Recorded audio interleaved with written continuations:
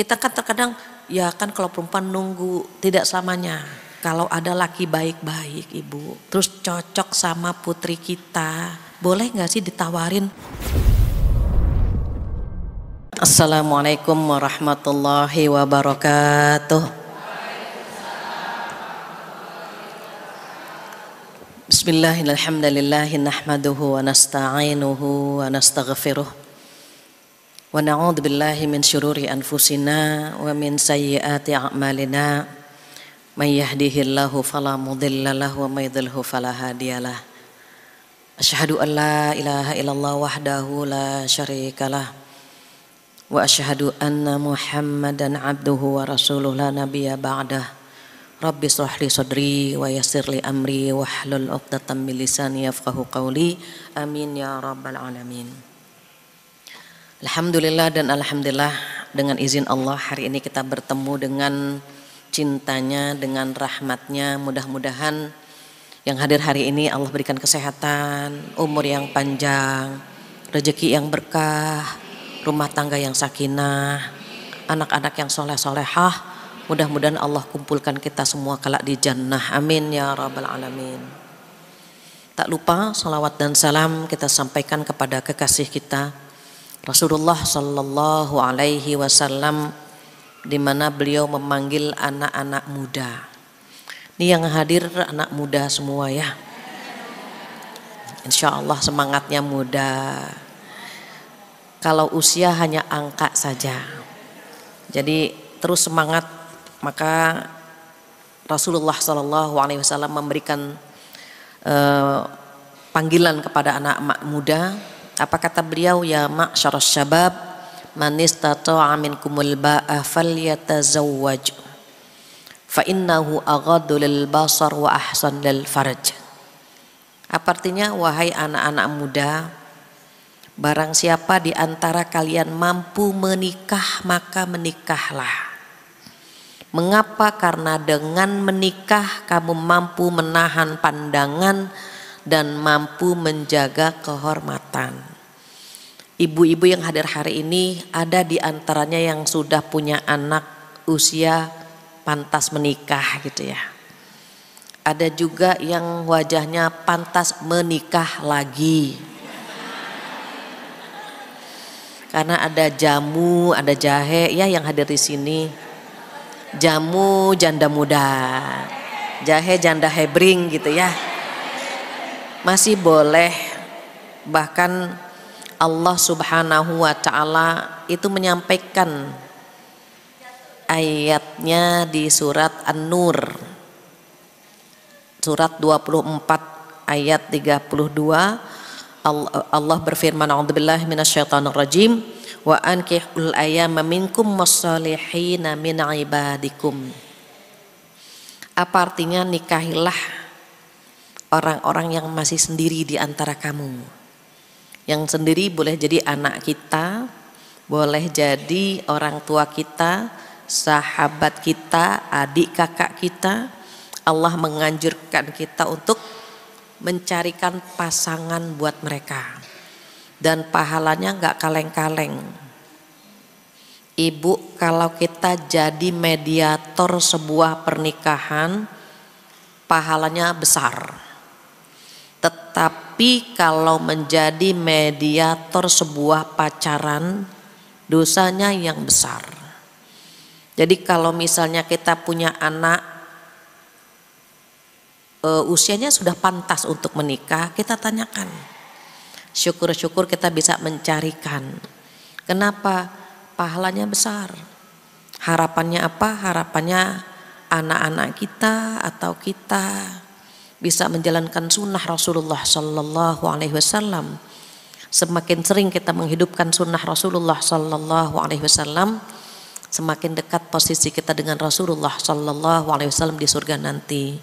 Mudah-mudahan kita termasuk di dalamnya insyaallah. Amin ya rabbal alamin. Hari ini tema kita berbeda dari biasanya. Mengantar anak ya, khusus anak. Walaupun bisa juga anak ideologis, ada juga teman, ada juga orang tua. Mohon maaf nanti akan saya bahas agak panjang sedikit. Kalau tidak bisa satu kali pertemuan mungkin to be continue gitu ya. Karena pembahasan nikah itu lumayan panjang kali dalam. Jadi kalau yang menikah itu tidak selamanya bahagia gitu. Karena memang nikah itu ibadah yang paling lama, paling lama. Mungkin tidak semua orang kuat menjalani ibadah yang satu ini. Ibu-ibu pun dari wajahnya ada yang bermasalah dalam rumah tangganya ya, dalam rumah tangganya. Jadi kalau misalnya tema kita hari ini mengantar anak ke jenjang pernikahan, banyak hal yang harus kita sampaikan ke anak-anak kita bahwa menikah itu ibadah yang paling lama. Sehingga nanti anak ketika mengambil keputusan tidak pernah menyesal dengan apa yang dipilih begitu ya. Maka tema hari ini tentang mengantar anak. Jadi kita antar anak sampai ke jenjang pernikahan. Ibu masih ingat dengan tema-tema saya sebelumnya. Bagaimana cara mendidik anak 7x3 masih ingat? Ya agak kebanyakan ilmu ya. Kalau kebanyakan daging, kebanyakan ilmu agak nguap dikit. Ali bin Abi Thalib berkata, ajarilah atau didiklah anak-anakmu sesuai dengan zamannya. Karena mereka lahir di zaman mereka dan kita hidup untuk zaman kita. Kadang-kadang kita lupa mengkomparasi, membandingkan hidup kita dengan hidup anak-anak kita. Kita bilang sama anak-anak kita, nak, dulu mama seumur kamu gitu. Udah bisa ini itu, udah nikah, udah punya anak. Kamu astagfirullah. Sering sekali kita mengucapkan kalimat itu. Maka kata Ali, didiklah anak-anakmu itu sesuai dengan zamannya. Karena mereka hidup untuk zaman mereka dan kita hidup untuk zaman kita. Nah untuk konkretnya Ali bin Abi Thalib rahimahullah ini menyampaikan 7x3. 7 tahun pertama jadikan mereka sebagai raja. Raja itu diapakan? Raja itu diservis. Raja itu dilayani. Terus kita sebagai apa? Kita penasehat raja. Penasehat itu ilmunya harus banyak. Karena raja banyak bertanya. Anak itu cerewet. Kitanya nggak kuat kalau anak cerewet. Nanya mulu, nak ya Allah bisa diem nggak gitu. Kenapa? Karena penasehatnya ilmunya terbatas. Sehingga ketika raja bertanya kita nggak bisa menjawabnya. Kalau di sini kan penasehat rajanya cerdas semuanya, rajin ngaji gitu kan, rajin bertanya, rajin membaca, sehingga anak-anak puas ketika bertanya kepada ibunya. Itu pula rahasianya kenapa menuntut ilmu itu wajib buat semua muslim, baik laki-laki maupun perempuan. Kenapa? Ibu harus pintar, ibu harus cerdas, karena anak-anak itu dekat sama ibunya. Jadi 7 tahun pertama ini anak diservis, diarahkan, dibimbing karena anak adalah raja. Diingat 7 tahun pertama 0 sampai 7. 7 tahun kedua kata Ali apa? Jadikan anak-anak itu seperti tentara atau tawanan. Dididik disiplin. Kok di 7 tahun kedua? Iya, di 7 tahun kedua anak-anak itu mulai mendekati masa murahaqah. Apa masa murahaqah? Mendekati baligh. Kalau sudah baligh dia punya tanggung jawab sendiri. Dosa pahalanya dia handle sendiri. Maka orang tua harus mengenalkan mana perintah, mana larangan, mana yang boleh, mana yang tidak boleh. Itu di usia berapa? 7 tahun kedua, berarti dari 8 tahun sampai 14 tahun. Sebentar.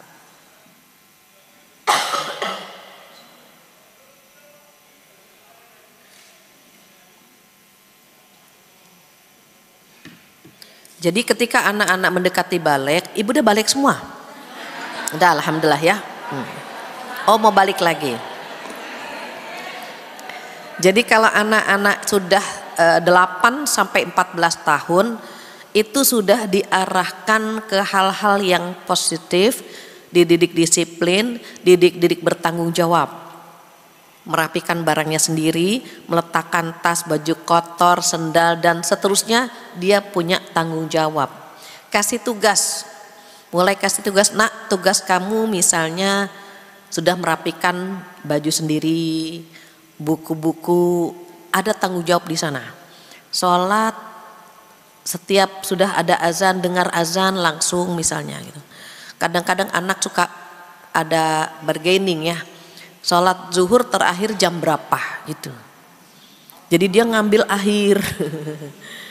Tetapi karena masa-masa transisi gitu, kalau belum balik itu ada tarik ulur lah, ada bargaining ya, ada tawar menawar di situ. Tetapi kita harus pinter arah pertanyaannya kemana nih gitu. Kadang-kadang arah pertanyaan dia tidak seperti yang kita bayangkan.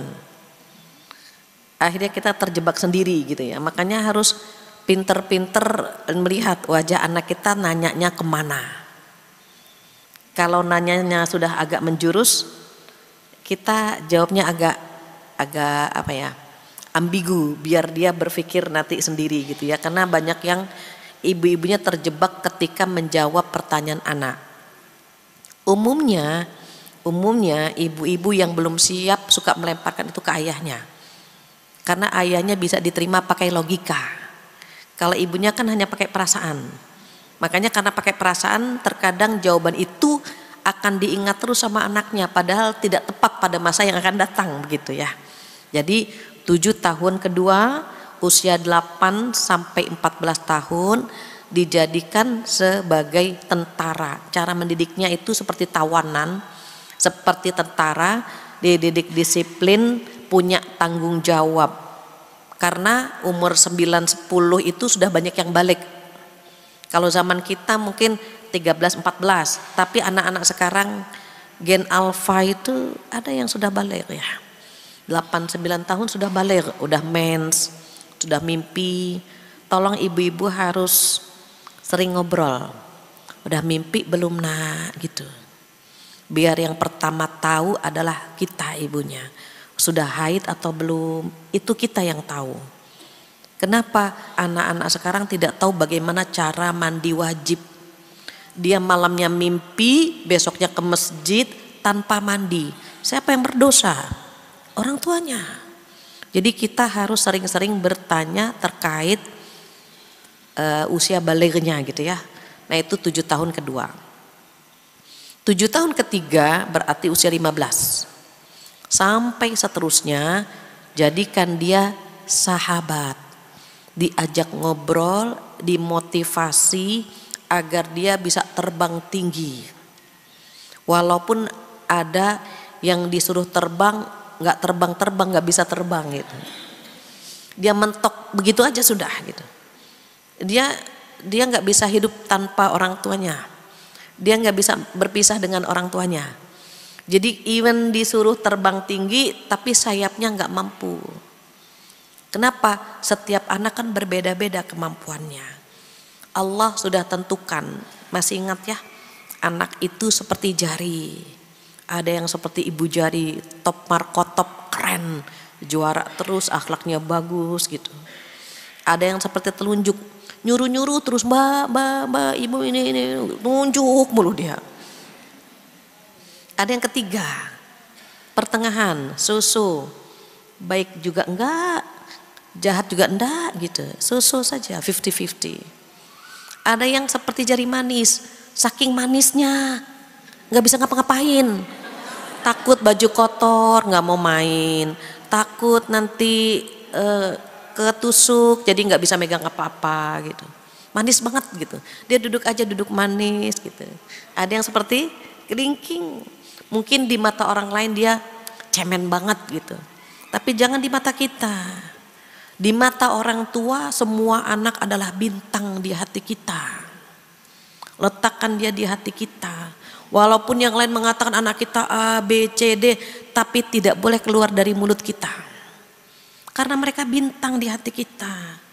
Semua sudah ditentukan oleh Allah, nih nanti anak kamu yang pertama begini, kedua begini, ketiga begini.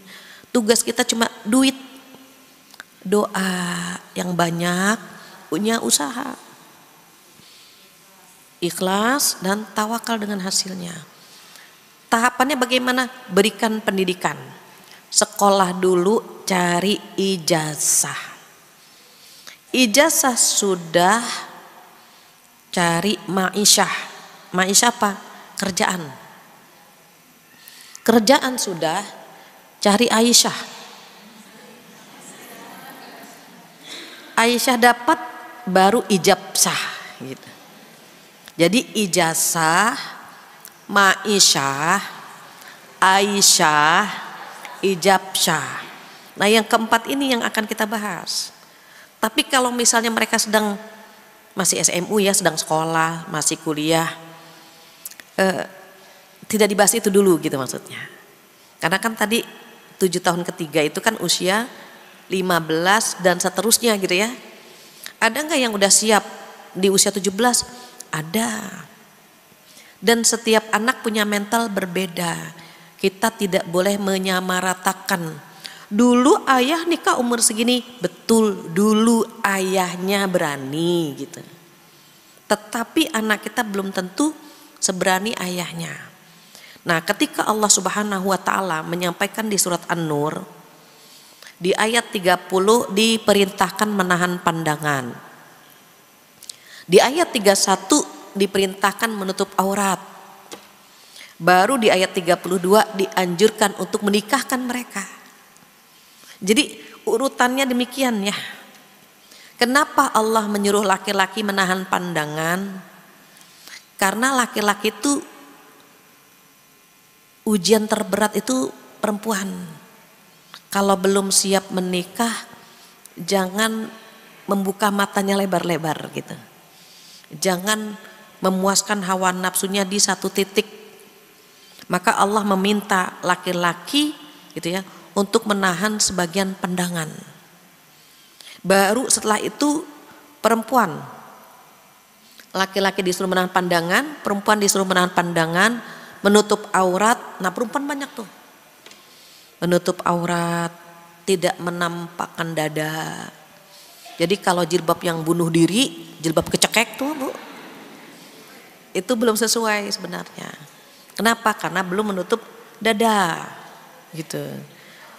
Kalau misalnya perempuan disuruh nahan pandangan juga, memperbaiki atau menutup aurat juga, karena lawan jenis itu tertarik sama body perempuan. Jadi perempuan itu yang menjadi fitnah adalah maju mundur cantik. Ada yang maju, ada yang mundur. Laki-laki justru si speknya itu yang fitnah gitu. Beda ya, aurat laki-laki hanya pusar sampai lutut. Kalau perempuan seluruh tubuhnya, kecuali wajah dengan telapak tangan. Dan itu pernah saya sampaikan, kenapa wajah boleh terlihat? Karena ketika ta'aruf, yang pertama dilihat wajah. Orang berdakwah, orang mengajak kepada kebaikan itu dilihat wajah. Senyum yang paling merekah itu sedekah paling mudah begitu. Jadi wajah itu boleh terlihat karena ada fikud dakwah di sana. Ta'aruf itu harus melihat wajahnya. Bahkan ketika seorang sahabat ta'aruf belum ketemu, belum kontak body, belum lihat wajahnya, kata Rasulullah balik lagi. Lihat wajahnya. Boleh jadi ada sesuatu di matanya. Jadi kalau Rasulullah menganjurkan menatap, melihat wajah saat ta'aruf, itu memang dianjurkan, sunatullahnya begitu. Jangan sampai nanti ketika menikah, loh kok mukanya rata misalnya, loh kok gitu. Jadi ketika ta'aruf itu ada chemistry, ada ngeklik gitu. Kalau misalnya ta'aruf zong gitu ya, itu jangan dilanjutkan. Oh nggak ada rasa, nggak ada getar gitu. Kalau ta'aruf ketemu ada duk rame gitu sininya tuh. Makanya kita tanya sama anak kita, nak kamu ada rasa nggak? Kalau dia gitu. Itu lanjutkan. Tapi kalau nak bagaimana? Wajahnya gitu. Itu kan bahasa wajah. Itu bisa kelihatan. Kayaknya anak nih kurang tertarik gitu. Jadi bisa gitu. Kita tanyakan langsung. Ada seorang teman, mohon maaf, pulang dari Pakistan itu dia mandi di bak. Main mobil-mobilan, main kapal-kapalan gitu ya. Ibunya bilang, kamu gimana sih udah sarjana gitu. Masih mandi di bak. Udah tahu tua nggak dicarikan istri. Oh maksudnya mau nikah gitu Bu. Dia pengen banget orang tuanya nanya, kamu udah siap nikah belum nak gitu. Orang tuanya nggak nanyain dia, akhirnya dia mandi di bak gitu kan. Ada mobil-mobilan, ada kapal-kapalan neng gitu. Gimana sih udah besar, udah mau kawin masih mandi di bak. Udah tahu udah mau kawin nggak dicarikan gitu. Jadi ada cara-cara anak yang mengkode, yang ngasih kode gitu. Terus kalau bisa sebelum dia ngasih kode kita nanya. Selesai kuliah, udah kerja, tanyakan tuh. Kalau laki-laki, kalau perempuan bagaimana? Jadi gini, perempuan biasanya cenderung orang mengatakan perempuan itu menunggu, menanti. Tidak begitu. Khadijah radhiyallahu anha ketika tertarik dengan Rasulullah sallallahu alaihi wasallam itu punya tips. Tipsnya bagaimana? Dipanggil disuruh kerja. Jadi duta perniagaan. Dites kejujurannya, ketulusannya, dikirim yang mendampingi Rasulullah sallallahu alaihi wasallam namanya Maisarah. Maisarahnya bukan perempuan imai ya Bu, bukan imai. Maisarah itu laki-laki. Jadi yang mendampingi Rasulullah itu laki-laki. Kalau kita kan Maisarah dipanggilnya imai, perempuan. Ini enggak, laki-laki. Jadi Khadijah radhiyallahu anha pinter. Dipanggil jadi duta perniagaan, kemudian dikirim Maisarah mendampingi, ngawasi. Setelah dapat info, ini sosok Nabi Muhammad SAW luar biasa, dikirim lagi Nafisah. Nafisah buat apa? Buat menanyakan kesiapan Rasulullah SAW. Jadi perempuan bisa begitu? Boleh. Kita kan terkadang, ya kan kalau perempuan nunggu, tidak selamanya. Kalau ada laki baik-baik, Ibu, terus cocok sama putri kita, boleh gak sih ditawarin? Boleh. Umar bin Khattab ketika Hafsah menjadi jamu, langsung Umar minta kepada Utsman, ya Utsman mau gak nikah sama Hafsah gitu. Utsman diam saja, langsung ke Abu Bakar, ya Abu Bakar mau gak menikah dengan Hafsah. Kenapa? Karena pengen dapat mantu soleh diminta. Ini cerita sedikit ya Bu, jangan bilang-bilang ya Bu. Dulu ketika saya kuliah di Pakistan, itu ada teman-teman laki-laki suka main rombongan barengan gitu. Misalnya kita mau ke rumah gitu, alamatnya di mana? Oh ini nitip ya buat orang tua, itu biasa kan kalau di rantau begitu ya, nitip. Saya udah nikah Bu, sudah nikah sayanya. Terus mereka datang, ibunda saya bilang begini, aduh kalau Fatia punya adik perempuan gitu, kamu udah ibu pungut mantu. Bisa dipahami? Kenapa? Karena ini yang datang orang baik-baik. Sayangnya putri ibu saya waktu itu hanya saya gitu, dan saya udah nikah. Jadi artinya apa? Beliau itu tidak akan pernah malu jika ada laki baik-baik diambil menantu tuh nggak ada masalah gitu. Kenapa? Umar bin Khattab pun demikian. Jadi kalau memang mereka sudah siap, baik, bertanggung jawab, nah ibu atau putri ibu sholat istikharah, minta namanya aja soal. Contoh misalnya ya, ini di share ke putri-putrinya ibu-ibu. Nah kalau di kantor ada yang baik, tanya saja namanya. Tapi wajahnya nggak kelihatan bahwa kita punya keinginan menikah gitu ya. Cuma nanya, itu siapa karyawan baru? Misalnya dia primus, pria musola. Pria musola, rajin sholat gitu. Ya, primus tuh pria musola atau pria muslim, bebas lah ya mau nyingkatnya apa. Terus anak kita tertarik. Ini saya sampaikan di beberapa kantor gitu. Saya minta sama teman-teman karyawati untuk cari tahu namanya. Itu siapa itu karyawan baru? Misalnya namanya Irfan. Takut ada suami ibu nama Irfan ya. Namanya Soleh gitu ya. Ada juga. Ya fulan. Kemudian tanya namanya, saya bilang. Misalnya namanya fulan, Soleh lah, Soleh paling enak. Laki-laki Soleh itu kan artinya pria soleh kan, pria baik. Siapa namanya? Oh Soleh. Kenapa? Enggak, satu kantor lucu aja nggak tahu namanya gitu. Jadi nggak kelihatan bahwa kita lagi mau nyolatin. Bukan sholat jenazah, sholat istikharah. Itu dikasih tipsnya gitu. Namanya siapa? Soleh gitu. Kenapa? Jangan nggak usah. Biasa aja. Satu kantor nggak enak aja nggak tahu namanya. Padahal malamnya kita sholatin, sholat istikharah. Boleh nggak? Boleh ibu. Ini tips ini alhamdulillah ada beberapa yang mengamalkan dan mereka sampai sekarang jodohnya panjang. Misalnya namanya Soleh tadi. Malamnya dia sholat, ya Allah, jika Soleh ini baik untuk agamaku, untuk duniaku, mudahkan kami bertemu dalam pernikahan. Tapi jika dia tidak baik untuk agamaku, untuk duniaku, jauhkan dia dariku dan jauhkan aku darinya, ganti dengan yang lebih baik. Dan itu alhamdulillah ibu ada yang berhasil, maksudnya nikah, ada yang memang dijauhkan gitu. Karena mata kita itu terbatas. Menurut kita baik, tapi menurut Allah tidak baik gitu ya. Jadi beda antara laki-laki dengan perempuan. Kalau laki-laki kan to the point gitu ya, datang ke rumah orang tuanya minta langsung. Kalau perempuan ucuk-ucuk ke rumah orang tuanya laki-laki kan kurang pas gitu. Jadi caranya agak smooth dikit, agak elegan gitu. Karena kita belum sekaliber Khadijah radhiyallahu anha. Kalau Khadijah kan tajir melintir. Dikirim A, dikirim B, kita mau ngirim siapa?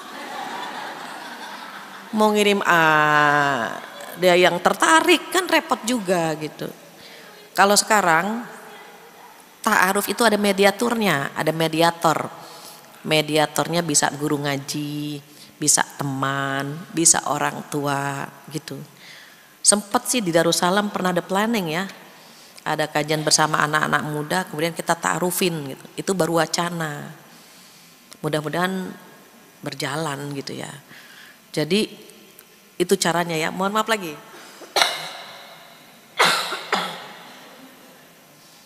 Ini Masya Allah ini. Jadi yang laki-laki bisa to the point, datang ke rumah calon istrinya atau ke orang tuanya. Kalau yang perempuan sholat istikharah gitu ya. Sholat istikharah. Kenapa? Karena jodoh itu perlu dijemput juga. Tapi ada rambu-rambu yang perlu dijaga. Kalau perempuan karena menjaga kehormatan bisa melalui seseorang tadi ya, mediator, atau lewat sholat istikharah. Mediatornya langsung Allah Subhanahu wa Ta'ala. Nanti ibu ngobrol sama anak, itu pertama, obrolan pertama begitu. Jujur ibu, saya dulu lulus SD ditawarin, Fat mau nikah atau mau lanjut SMP? Lu baru lulus SD. Saya bilang sanawiyah dulu lah, dimasukkan ke pesantren. Lulus SMP, lulus sanawiyah, Pat udah siap nikah belum? Enggak lah, mau lanjut aliyah. Lulus aliyah begitu. Kenapa? Masya Allah, alasan orang tua saya almarhum ayah itu bilang, biar ayah gak berdosa. Ayah takut kamu udah siap nikah, tapi gak berani bilang sama ayah gitu. Jadi ayah bertanya setiap lulus, kalau masih mau lanjut sekolah lanjut nggak apa-apa gitu. Tapi kalau udah mulai deket sama laki-laki, bilang sama ayah langsung, ayah nikahkan, biar ayah nggak berdosa gitu ibu. Itu kan tugas kita kan sebagai orang tua. Sekarang saya jadi orang tua, ibu-ibu yang hadir sebagian juga jadi orang tua. Sudah waktunya mengantar anak-anak ke jenjang pernikahan. Maka ada 3 persiapan untuk mengantar mereka ke jenjang pernikahan. Apa persiapan yang pertama? Persiapan yang pertama adalah persiapan mental dan spiritual. Mentalnya udah diuji. Di rumah gimana nih? Dia bisa apa nih gitu. Laki-laki sama perempuan hampir sama lah ya. Dia punya tanggung jawab ketika berpisah dengan kita. Tapi kalau masih rebahan gitu, kita menawarkannya juga nggak enak kan, nggak pede kita. Maka anak itu sudah disiapkan. Kenapa harus ada mentalnya? Karena memang menikah itu persiapan mental dan spiritualnya harus kuat. Kalau laki-laki, nak udah siap jadi imam belum? Bacaannya tolong diperbaiki gitu.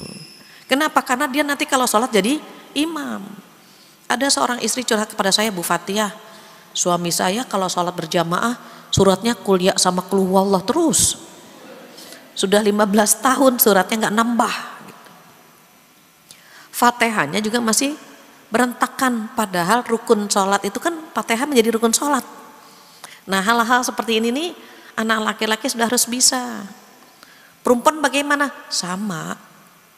Jadi kalau imam salah kan dia bisa tahu di tasbih atau di tasbih ini lupa bareng-bareng, ketawa bareng-bareng akhirnya. Imamnya lupa qul huwallahu ahad, terus lupa. Ketawa, bukannya dibetulin.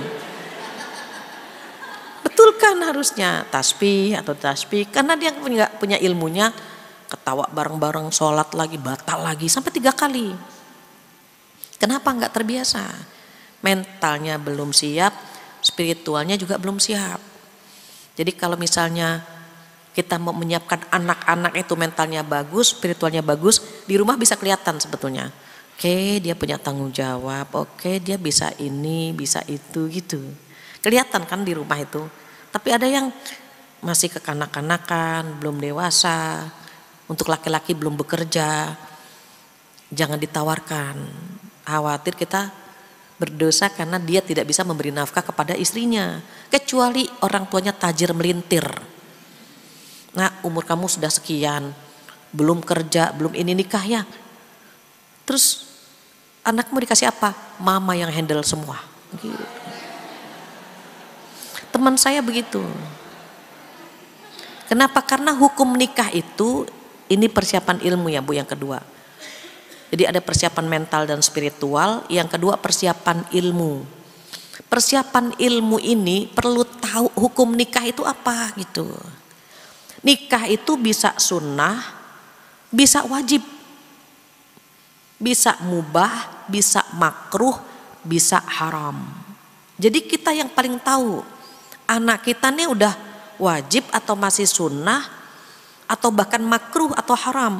Kapan? Nah kita lihat, jika orang tersebut udah punya pekerjaan, libidonya besar, kalau tidak menikah pasti berzina, maka menikah wajib buat dia. Ada seorang ibu telepon saya, anaknya di Jerman atau di Jepang, saya lupa, anaknya di luar negeri intinya. Anak itu bilang ke ibunya gini, "Mah, aku pengen nikah." "Jangan dulu nak, kamu baru semester berapa?" "Tapi kan aku udah kerja di sana gitu. Aku pengen nikah mah." "Nantilah nak, pikirkan dulu."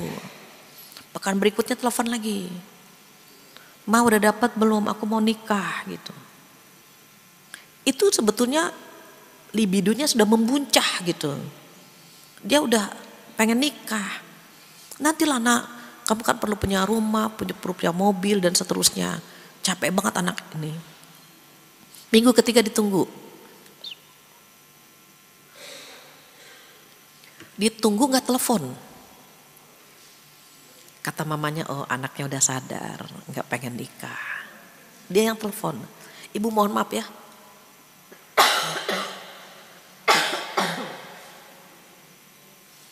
Diteleponlah sama ibunya, nak,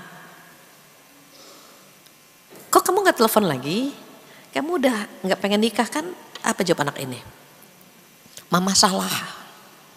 Aku sudah bilang sama mama mau nikah, tapi mama tidak carikan. Aku pengen dapat dengan cara yang halal karena mama tidak kasih. Aku sudah dapatkan dengan cara yang haram. Udah kumpul kebo dia. Kenapa? Udah membuncah libidonya tetapi tidak dinikahkan. Ibu ini nangis, ya Allah Bu Fathia, kalau saya tahu begini nih, saya nikahkan. Gitu. Tapi kan penyesalan datangnya belakangan. Kalau di awal kan pendaftaran. Jadi memang dia nyeselnya luar biasa. Akhirnya apa? Akhirnya dipanggil pulang ke Indonesia untuk dinikahkan. Tetapi dia sudah kecantol sama bule yang gitu. Selanjutnya pun saya tidak tahu apakah anak ini akhirnya dinikahkan atau tidak. Ada lagi ibu, saya ada pertemuan udah lama sekali dipanggil oleh beberapa mahasiswa yang sambil kerja. Ada kan Bu ya sekarang misalnya kerja pagi, kuliahnya sore atau malam. Ada beberapa lah, 20 atau 40 orang saya lupa. Saya diminta ngisi pengajian itu anak-anak muda dan mereka bilang apa? Bu Fathia bisa tolong bantu kami enggak? Apa tuh? Saya bilang. Ibu ngisi orang tua kami. Itu kami Bu, mereka bilangnya. Kami ini sudah siap menikah, coba. Tetapi orang tua kami tidak mengizinkan. Saya tanya, udah bisa cari nafkah? Sudah, kami sudah kerja. Insya Allah kalau menafkahi satu orang istri, kami bisa gitu. Tapi orang tua kami pengennya kami punya rumah dulu, kendaraan dulu gitu. Ibu bisa nggak ngisi ibu-ibu kita? Saya tanya lagi, alasannya apa? Mereka belum mengizinkan gitu ya. Apa jawabannya? Pertama masalah suku. Suku itu dibahas. Jangan sama suku ini, jangan sama suku ini gitu. Sementara cinta itu kan nggak bisa dibatasi dengan suku. Akhirnya apa? Ya kita nggak bisa ninggalin calon kita Bu, karena sukunya berbeda dengan suku orang tua gitu. Itu yang pertama masalah suku. Jadi Bapak bagaimana? Bapak nggak ada masalah. Yang masalah tuh ibu kita. Itu ibu-ibu tuh bermasalah semua ternyata. Yang paling banyak kepikiran tuh ibu-ibu. Saya juga ibu-ibu termasuk bermasalah waktu itu. Jadi dari pertemuan itu tuh saya langsung introspeksi. Ya Allah, jangan-jangan saya ibu-ibu yang bermasalah juga buat anak-anak saya gitu. Ada yang mohon maaf ya Bu ya saya bahas di sini. Ada yang pengen maharnya besar gitu. 50 JT, 75 JT, 100 juta lebih gitu. Sampai nyaris Bu, udah lamaran. Maharnya sekian, ibunya pengen sekian. Tambahlah nak, itu sudah semua tabungan saya Bu, dia bilang. Tambahlah 25 lagi. Anaknya bilang, "Mah, apa susahnya mama nurunin 25? Kan mama bilang tambahlah 25 lagi. Apa salahnya mama nurunin 25? Jangan minta naik 25 tapi turun gitu." Nggak bisa. Akhirnya karyawati ini nangis Bu. Nangis karena ibunya kekeh minta sekian puluh juta dan udah nggak ada lagi. Menurut saya lumayan besar lah ya sebetulnya. Akhirnya apa? Akhirnya calon suaminya menikah dengan perempuan lain. Itu kan jodoh anak perempuannya jadi tertunda gitu ya Bu ya. Hal-hal seperti itu tuh itu perlu dikomunikasikan gitu. Kalau ayah saya nggak ada masalah Bu Fathia, yang minta itu ibu, dalam hati saya ibu-ibu lagi gitu. Ya memang orang tua manapun pengen anaknya bahagia, tapi kan tidak sesulit dan serumit itu gitu ya Bu. Nah itu persiapan ilmu, banyak hal yang kita perlu tahu. Jadi hukum nikah itu bisa wajib. Kapan sunnah? Jika dia mampu menikah baik fisiknya maupun finansialnya, tetapi dia masih bisa menahan hawa nafsunya, maka menikah menjadi sunnah gitu ya Bu. Beda kalau yang tadi mampu menikah tetapi kalau nggak nikah berzina. Kalau nggak nikah pasti berzina, maka nikah menjadi wajib. Kalau yang kedua masih bisa nahan hawa nafsu gitu. Nah ada yang ketiga 50-50, mubah aja.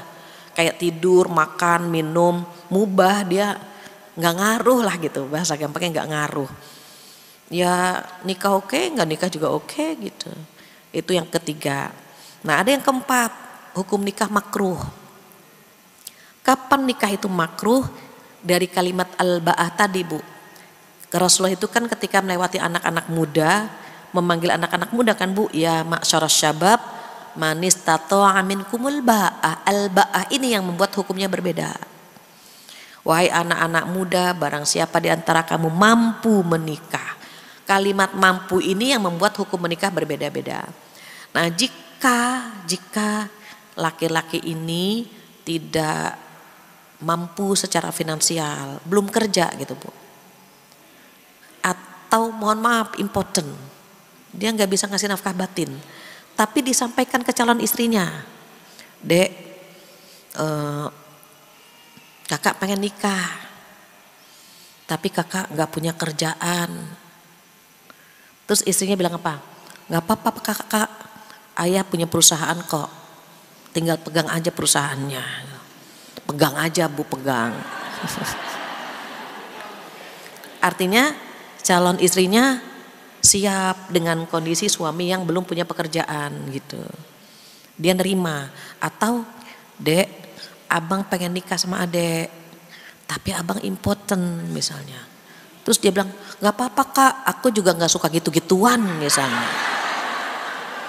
Berarti kan disampaikan Bu. Kalau disampaikan maka hukumnya makruh. Kenapa? Karena enggak ada kalimat al-ba'ah, mampu. Berarti kan sebetulnya dia enggak mampu gitu Bu. Itu karena disampaikan kepada calon istrinya, maka hukumnya hanya makruh. Yang kelima, hukumnya haram. Kapan? Ketika dia tidak memiliki potensi, tidak punya kemampuan baik secara finansial maupun fisik, tapi dia diam-diam. Dan ini banyak yang terjadi ya Bu. Sepertinya saya pernah cerita di hadapan ibu-ibu ketika ada jamaah saya suka usil Bu, kalau di kantor ada pengantin baru, suka saya pegang rambutnya. Basah, berarti normal gitu Bu maksudnya. Terus kalau ngaji ngantuk gitu, itu berarti normal gitu maksud saya Bu. Nah ada jamaah saya pengantin baru, kok seger, nggak pernah ngantuk, saya pegang rambutnya kering terus. Saya cuma mikir kok gitu ya, cuma gitu aja. Tapi saya biarkan sampai dia cerita. Suatu hari betul dia datang pada saya, dia bilang, Bu Fathia, kehidupan rumah tangga kami tidak normal. Oh ya gitu. Kenapa? Suami saya impoten, dia bilang. Saya sampaikan coba dibujuk, digoda, gitu. Tapi saya nggak kasih tahu di sini ya Bu, cara ngegodanya gimana. Ini off the record masalahnya, spesial banget lah gitu ya.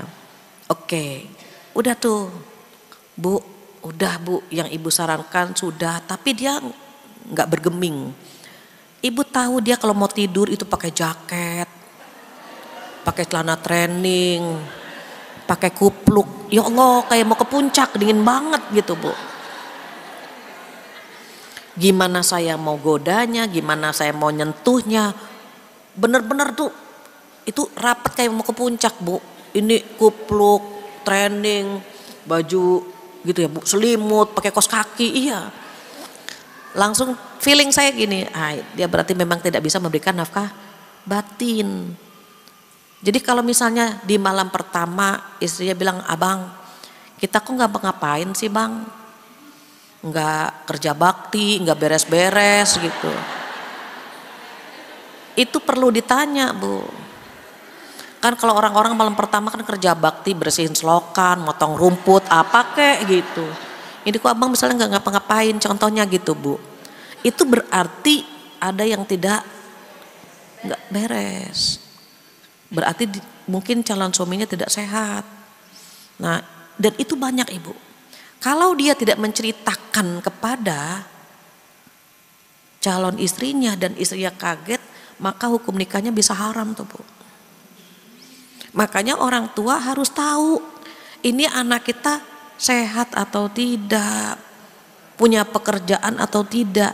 Ini yang disebut dengan persiapan ilmu. Jangan sampai kita punya andil dosa ketika menutupi aib anak-anak kita.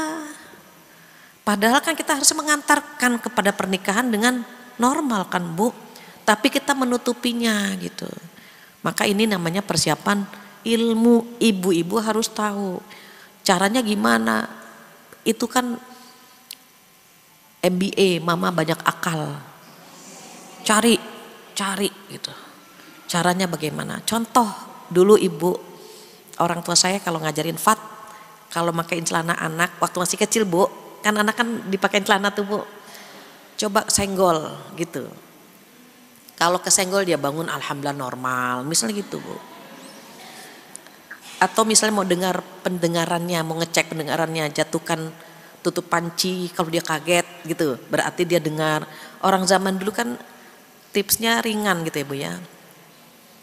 Nah hal-hal begitu tuh kalau kita melihat anak kita kayaknya sama lawan jenis kok biasa aja gitu. Kita tanya, nak ada ketertarikan gak nak dengan lawan? Adalah misalnya. Kok nanti kalau udah nikah gitu. Ada yang demikian bu, maaf bu. Jadi ngobrol sama anak. Kalau sudah persiapan mental dan spiritual sudah, persiapan ilmu sudah, ini yang ketiga. Persiapan fisik. Memang ada persiapan fisik, ibu anak-anak harus tahu menikah itu lebih capek daripada ketika mereka sendiri. Itu sampaikan juga. Kenapa? Karena biasanya kita peduli dengan tubuh kita sendirian, ini harus memperhatikan tubuh pasangan kita. Kalau dulu kita mau melakukan apa saja terserah kita, kalau sudah menikah kan ada pasangan gitu. Dan itu harus disampaikan ibu.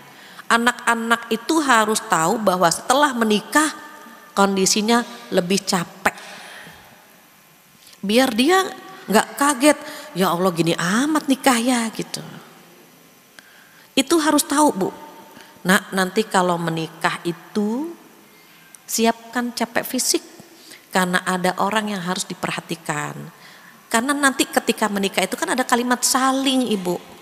Saling menservis, saling memperhatikan, saling menjaga gitu. Karena nanti setelah menikah kan ada dua aku. Dia bawa aku, kita bawa aku. Egonya ketemu ibu. Bayangkan kalau kita masing-masing mempertahankan ego, susah. Dan mereka harus tahu bahwa menikah tidak seindah drama Korea yang happy ending terus, enggak. Mereka harus tahu membina rumah tangga berbeda dengan membangun rumah makan. Kenapa? Karena berumah tangga tidak sesederhana rumah makan. Mereka harus tahu semua. Kalau rumah tangga itu tangganya banyak ibu. Jangankan anak-anak kita aja bu ngos-ngosan kan bu. Kelihatan ini ibu wajahnya bermasalah semuanya ini. Capek dengan suami kan bu. Memang harus siap capek ibu. Capek fisik, capek hati, capek pikiran, capek tenaga, dan anak-anak harus tahu. Jadi kalau misalnya anak-anak nikah, oh bener ya yang ibu saya sampaikan gitu bu. Jadi mereka akan bilang, Umi bener yang Umi bilang kalau nikah itu begini, begini, begini. Makanya nanti kalau anak-anak kita nikah kaget-kagetan, boleh jadi kita belum memberikan bekal sama mereka. Tapi kalau gimana nak? Alhamdulillah, alhamdulillah. Udah sesuai dengan yang diprediksi, ya begitu gitu. Kalau misalnya ada mantu bu curhat, berarti dia nyaman sama kita. Makanya kenapa ada ini nanti takut di endorse ya.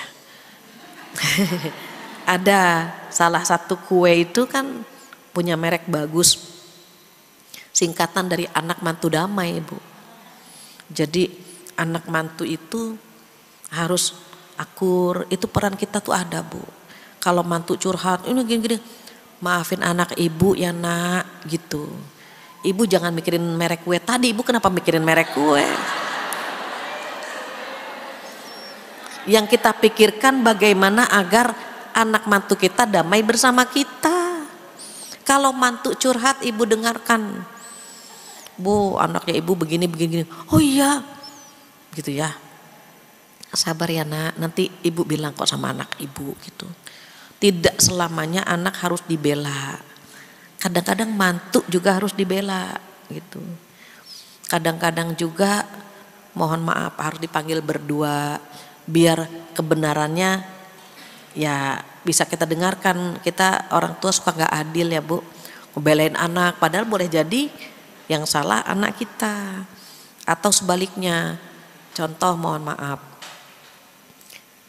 kita sebagai menantu kadang-kadang baperan, padahal yang disampaikan mertua biasa-biasa saja.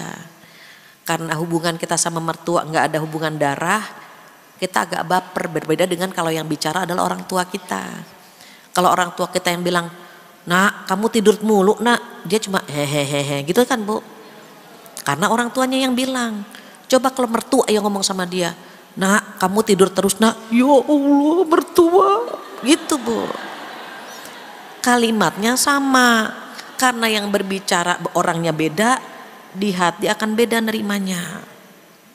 Jadi hal-hal seperti itu perlu kita sampaikan ke anak kita agar dia siap ketika melepas masa lajangnya.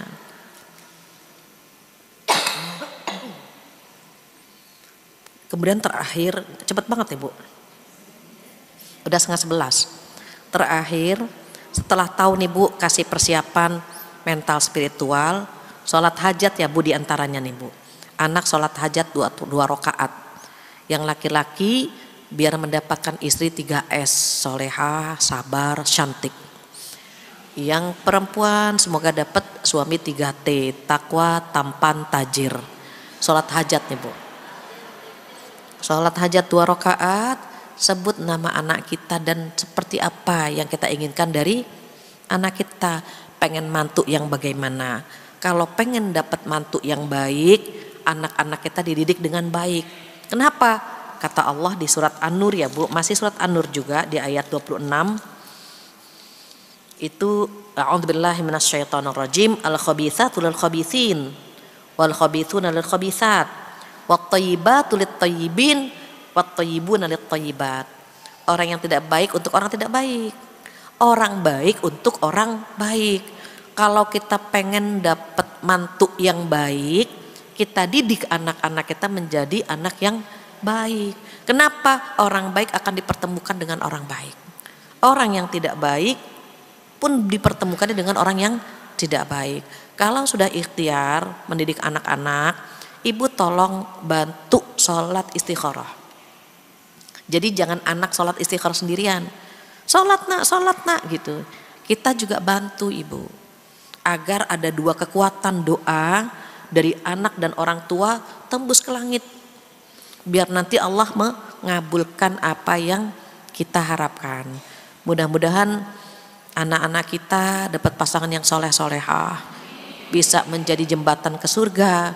Dan yang terpenting lagi, ibu jangan lupa sebut nama anak-anak kita dalam sholat ya Bu ya. Sebut nama anak-anak kita. Terus nanti prosesnya bagaimana? Mungkin pertemuan berikutnya. Karena sudah 10:30.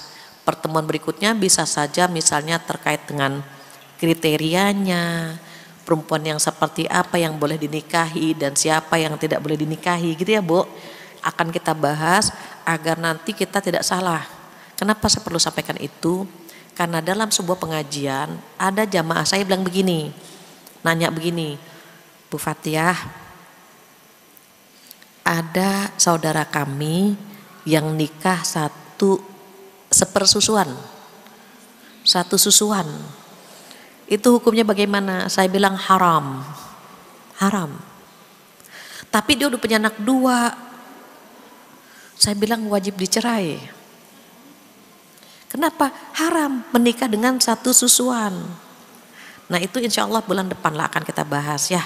Karena waktu sekarang nggak cukup. Ada 3 siapa-siapa saja gitu ya. Insya Allah to be continue terkait dengan mengantar anak ke jenjang pernikahan. Demikian ibu-ibu solehah, saya rasa cukup sekian. Mudah-mudahan Allah memudahkan anak-anak kita mendapatkan pasangan yang soleh atau solehah. Dan mudah-mudahan kita pun dipermudah mengatur rumah tangga kita. Karena rumah tangga kita adalah cerminan buat anak-anak kita. Semoga Allah memampukan kita mengamalkan ilmu yang kita dapat hari ini. Dan menjadikan rumah tangga kita sakinah, mawaddah, rahmah. Amin ya rabbal alamin. Demikian, kurang lebihnya mohon maaf. Kita tutup dengan doa penutup majlis bersama-sama. Subhanakallahumma wa bihamdika asyhadu an la ilaha illa anta astaghfiruka wa atubu ilaik. Wabillahi taufiq wal hidayah. Assalamualaikum warahmatullahi wabarakatuh.